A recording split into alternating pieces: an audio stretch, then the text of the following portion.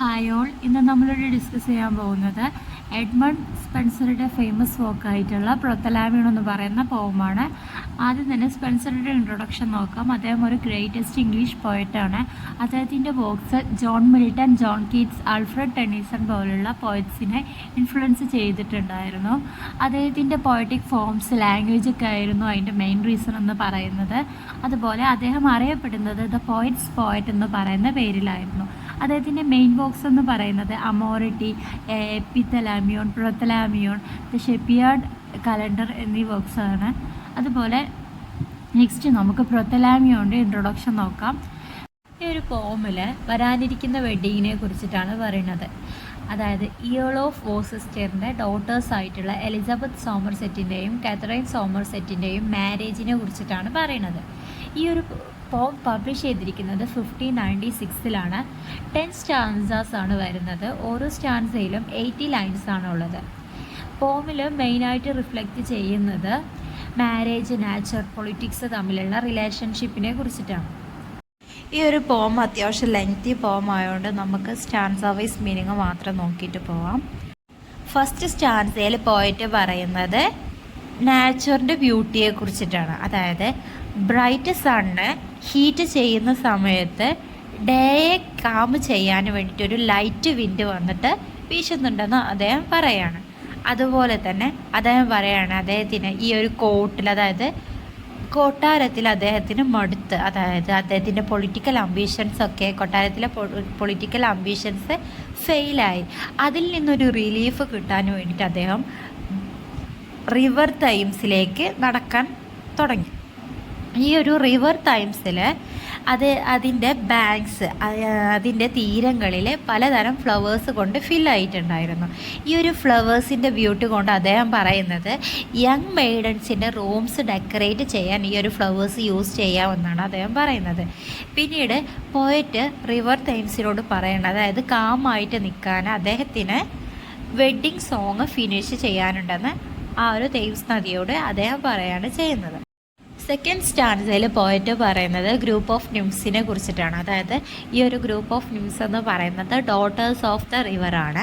അതുപോലെ ഈ ഒരു നിംസിന് ഗ്രീൻ ഹെയേഴ്സ് ഉണ്ട്. ഈ ഒരു ഹെയേഴ്സ് ബ്രൈഡ്സിനെ പോലെ ഹാങ് ചെയ്തിരിക്കുകയാണെന്നാണ് പറയുന്നത്.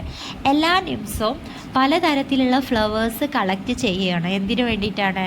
വെഡ്ഡിങ് ഡേ ഗ്രൂംസിന് കൊടുക്കാനുള്ള ബൊക്കറ്റ് തയ്യാറാക്കാൻ വേണ്ടിയിട്ടായിരുന്നു. തേർഡ് സ്റ്റാൻസയിൽ പോയിട്ട് റിവർലിയുടെ സ്വിം ചെയ്യുന്ന 2 ബ്യൂട്ടിഫുൾ സ്വാൻസിനെ നോട്ടീസ് ചെയ്യുകയാണ്. അദ്ദേഹം പറയും ഇതിനേക്കാൾ ബ്യൂട്ടിഫുൾ ഒരു ക്രിയേച്ചർ അദ്ദേഹം ഇതിനു മുമ്പ് കണ്ടിട്ടില്ല എന്ന് പറയാണ്. അതുപോലെ ടോപ്പ് ഓഫ് ദ പിന്നസ് മൗണ്ടൈനേക്കാളും വൈറ്റാണ് ഈ ഒരു 2 സ്വാൻസ് എന്ന് അദ്ദേഹം മെൻഷൻ ചെയ്തിട്ട് പറയുന്നത്. പ്രിൻസസ് ലഡയെ സെഡ്യൂസ് ചെയ്യാൻ വേണ്ടിയിട്ട് സ്യൂസ് ഗോഡ് സ്വാനായിട്ട് ട്രാൻസ്ഫോം ചെയ്യുന്നുണ്ട്. ആ ഒരു സമയത്ത് ട്രാൻസ്ഫോം ആയതിനേക്കാളും വൈറ്റാണ് ഇവിടെ കണ്ടിട്ടുള്ള 2 സ്വാൻസ് എന്ന് അദ്ദേഹം പറയണം.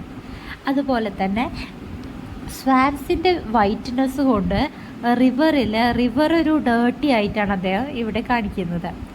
ഈ ഒരു ഡേർട്ടിനെസ് ഇല്ലാതാക്കാൻ വേണ്ടിയിട്ട്, റിവറിലെ ഡേർട്ടിനെസ് ഇല്ലാതാക്കാൻ വേണ്ടിയിട്ട് റിവറിനോട് വേവ്സ് ഒരിക്കലും ബേർഡ്സിനെ ടച്ച് ചെയ്യരുതെന്ന് കമൻറ്റ് ചെയ്യുകയാണ് ചെയ്യുന്നത്. ഫോർത്ത് സ്റ്റാൻസയിൽ നിംസ് അവരുടെ ബാസ്ക്കറ്റുകൾ ഫ്ലവേഴ്സ് കൊണ്ട് ഫിൽ ചെയ്തിരിക്കുകയാണ്. പിന്നീട് അവർ തിളങ്ങുന്ന വെള്ളത്തിലേക്ക് മുങ്ങിക്കിടക്കുന്ന ബേർഡ്സിൻ്റെ അടുത്തേക്ക് അവർ ഓടുകയാണ് ചെയ്യുന്നത്. ഈ ഒരു ബേർഡ്സിനെ, 2 ബേർഡ്സിനെ കണ്ടിട്ട് അവരുടെ ഐസ് വണ്ടർഫുൾ ആവുകയാണ് ചെയ്യുന്നത്. അതുപോലെ അവർ പറയണം ഇത്രയും ബ്യൂട്ടിഫുൾ ആയിട്ടുള്ള ബേർഡ്സിനെ ഇതുവരേക്കും അവർ കണ്ടിട്ടില്ല എന്ന് പറയുകയാണ്. ഇതൊരു ഹെവൻലി ക്രിയേച്ചറാണെന്നാണ് അവർ പറയുന്നത്. ആകാശത്തിൽ വെല്യൂസ് ചാരിയോട്ടിൽ നയിക്കുന്ന 2 സ്വാൻസ് ആണോ എന്ന് അവർ അസ്യൂം ചെയ്യുകയാണ് ചെയ്യുന്നത്. അതുപോലെ ഈ നിംസിന് യാതൊരു ഉറപ്പുമില്ല ബേർഡ്സ് എർത്തിൽ ബോൺ ചെയ്ത് എന്നുള്ളത്. ഈ ഒരു ബേർഡ്സ് എന്ന് പറയുന്നത് ചിൽഡ്രൻസ് ഓഫ് ഏഞ്ചിലാണെന്നും അതുപോലെ ബേർഡ്സ് വെഡ്ഡിങ് ഡേ പോലെ തന്നെ ഫ്രഷ് ആണെന്നും പറയുകയാണ് ചെയ്യുന്നത്. ഫിഫ്ത്ത് സ്റ്റാൻസയിൽ ലിംസ് ബ്യൂട്ടിഫുൾ ഫ്ലവേഴ്സ് എടുത്തിട്ട് സ്വാൻസിലും അതുപോലെ റിവറിൻ്റെ വേവ്സിലും എറിയാണ് ചെയ്യുന്നത്. ടെമ്പെ വാലീസിൽ ഫ്ലോ ചെയ്യുന്ന പീലസ് റിവറെ പോലെയാണ് ഈ ഒരു റിവർ എന്ന് പറയുന്നുണ്ട്. അതുപോലെ ഇതിലെ വാട്ടർ ലില്ലീസ് കൊണ്ട് ഫില്ല് ചെയ്തത് കൊണ്ട് തന്നെ അത് ബ്രൈഡൽ ചാമ്പറിലെ ഫ്ലോറ് പോലെ ഉണ്ടെന്ന് പറയുന്നുണ്ട്. 2 നിംസ് 2 ഗാർലാൻഡ്സ് മാലകൾ സ്വാൻസിന് സമർപ്പിക്കുന്നുണ്ട്. മറ്റ് നിംസ് സ്വാൻസിന് വേണ്ടിയിട്ട് കമ്പോസ് ചെയ്തിട്ടുള്ള പാട്ട് പാടുകയും ചെയ്യുന്നുണ്ട്. 6th സ്റ്റാൻസയിലെ നിംസ് പാടിയ സോങ്ങിനെ കുറിച്ചിട്ടാണ് പറയുന്നത്. അതിൽ 2 സ്വാൻസ് എന്ന് പറയുന്നത് വേൾഡിൻ്റെ ഒരു ഓർണമെൻ്റ് ആണെന്നും അതുപോലെ തന്നെ സ്കൈസിനെ ഗ്ലോറിഫൈ ചെയ്യുന്നു എന്നാണ് പറയുന്നത്.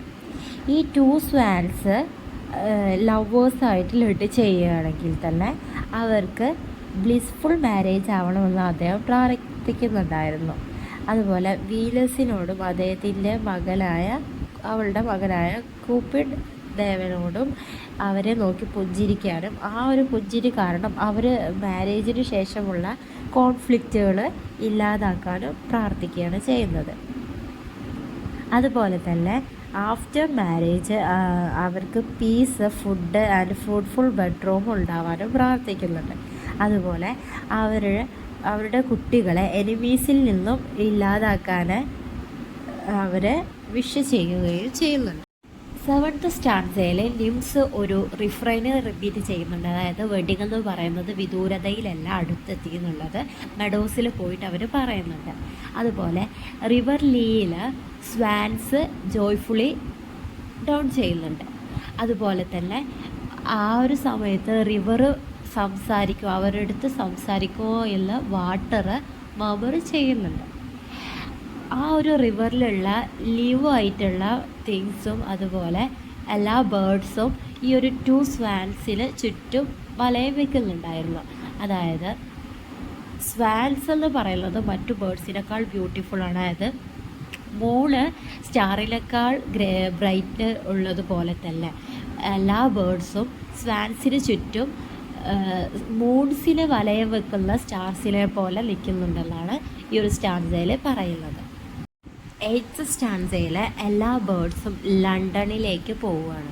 ലണ്ടൻ എന്ന് പറയുന്നത് പോയറ്റിൻ്റെ ഫാമിലി അതുപോലെ അദ്ദേഹം വളർന്ന് വലുതായൊരു സ്ഥലമാണ്. ആ ഒരു ബ്രിക്ക് ടവർ ഇപ്പോൾ കുട്ടികൾക്ക് ലോ സ്റ്റുഡൻസിന് പഠിക്കാനുള്ള ഒരു സ്പേസാണ്. പാസ്റ്റിൽ അത് ലൈറ്റ് ടബ്ലേഴ്സ് ജീവിച്ചിരുന്നൊരു സ്ഥലമായിരുന്നു. അതുപോലെ തന്നെ ഈ ഒരു ബ്രിക്ക് ടവറിൽ അടുത്തായിട്ടൊരു സ്റ്റേറ്റ്ലി പ്ലേസ് ഉണ്ട്. ഇയേൾ ഓഫ് ലെയ്സസ്റ്ററിൻ്റെ അടുത്ത് പോയിട്ട് അദ്ദേഹം ഒരുപാട് പ്രാവശ്യം അനുഗ്രഹം വഹിച്ചിട്ടുണ്ടായിരുന്നു. പിന്നീട് അദ്ദേഹം വെഡ്ഡിങ്ങിലെ ഹാപ്പിനെസ്സിനെ കുറിച്ചിട്ട് പറയുകയാണ് ചെയ്യുന്നത്. 9th സ്റ്റാൻസയിൽ പോയിട്ട് പറയുന്നത് വേൾഡ് തന്നെ പ്രശംസിച്ച ഇംഗ്ലണ്ടിനെ ഗ്ലോറി ചെയ്ത ഇയേൾ ഓഫ് എസെക്സ് എന്ന് പറയുന്ന വ്യക്തിയാണ് ഇപ്പോൾ അവിടെ താമസിക്കുന്നതെന്നാണ് പറയുന്നത്. 1596 സ്പാനിഷിൻ്റെ കപ്പലുകളെ തകർത്തപ്പോൾ ഹെർക്കുലസിൻ്റെ പില്ലേഴ്സ് അവർ ഇളക്കി മറിച്ചു. ഇംഗ്ലണ്ടിലുടനീളം വിജയം കരസ്ഥമാക്കിയിട്ടുള്ളൊരു നൈറ്റ് എന്നുള്ളൊരു ബഹുമതി അദ്ദേഹത്തിന് ഉണ്ടായിരുന്നു. അപ്പോൾ ഈ ഒരു പോയിന്റ് പറയാണ് അദ്ദേഹത്തിൻ്റെ വിക്ടറി അദ്ദേഹം എൻജോയ് ചെയ്യുമെന്നും അതുപോലെ ഇംഗ്ലണ്ടിലെ മറ്റു കൺട്രീസ് ഉപദ്രവിക്കില്ല എന്നും അദ്ദേഹത്തിനൊരു പ്രതീക്ഷയുണ്ടായിരുന്നു. കാരണം അദ്ദേഹത്തിൻ്റെ സ്കില്ലുകളും അദ്ദേഹത്തിൻ്റെ ഈ ഒരു വിക്ടറിയും ആണ് മെയിൻ റീസൺ എന്ന് പറയുന്നത്.